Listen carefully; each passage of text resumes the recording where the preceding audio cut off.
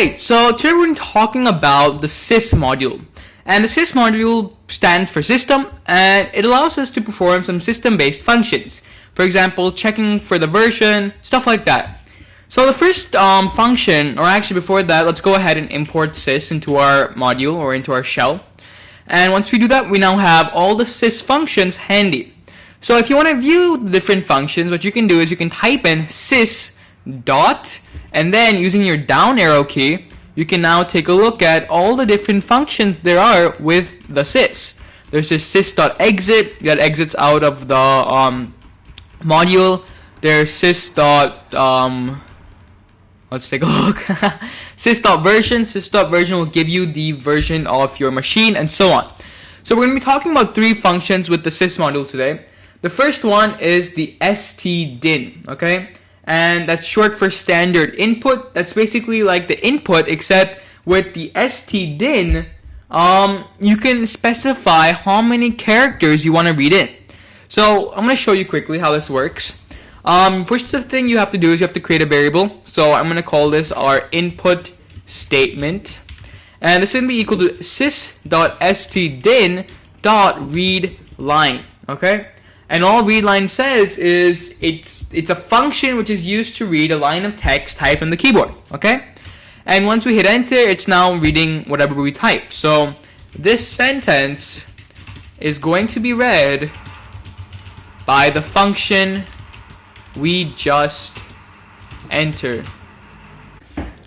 Alright, so now if we print out input statement, okay, what happens? This sentence is going to be read by the function we just entered. So you're probably wondering, well, what's the difference between this and our input statement? Well, there's not much to it, I guess. I mean, both of them do the exact same function, except with the sys.stdin.readLine, what you can do is you can also specify how many characters you want to read. So let's say you were asking the guy to enter his password, okay? And you have a limit for the number of characters that can be a password. So let's say this guy entered 11 characters, and the limit for yours is 10. So instead of reading all 11, what you can do is you can just take in the first 10. Again, that's sort of pointless, but I'm just giving you an example over here. So what you can do is, let's go back to our input statement and, oh, whoops. So, can I change this? Yes, we can. Okay. So in our read line over here, go ahead and specify to be the first 10 characters. So we're only going to get part of sentence and full this, but if we just hit enter, it gives me an error, multiple statements found. Okay, that's probably because I had just done that. So I'm just going to go ahead and write this again. Input statement is equal to sys.stdin.readLine, and then in the brackets, I want to put in, let's say, the first 10 characters. So now if I just type in, this is a password, okay, and hit enter, and if I now print out input statement, what happens? We get this is a. So everything after the first 10 characters wasn't even considered. All this did is it read the first 10 characters. So again, it's pretty cool if you just want a specific amount of characters. Otherwise, stick to input. There's no need to write all this random long line stuff and also having to import the sys module. Okay? Now, the next function, and again, it's quite similar to this, is the stdout. So just like there was a standard input, there's a standard output. And all the standard output does is it's basically the same as print, it just prints out the line. Okay? So let's go ahead and talk about it.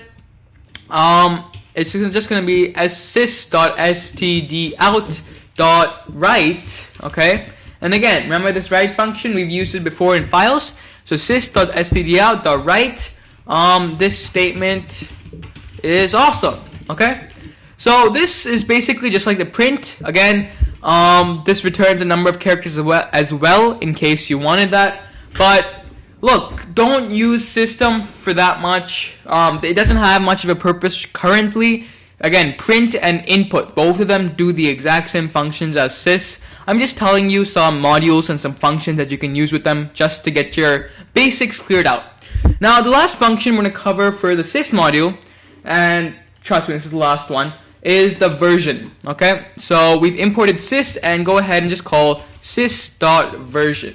Okay, and it gives me, hey, the version of Python I'm using is 3.4.2. It tells me the date. Trust me, it's not October 5th, 2014. I have to change that. And it gives me some 4.2.1 stuff and my Apple Inc. and stuff like that. But yeah, so this can tell me what version of Python I'm using and some other detailed information. Awesome. So let's do a quick recap of what we covered in this small lecture. We talked about 3 functions with the Sys module. We learned how to read, how to write, and how to get the version of your computer. Cool. See you in the next lecture.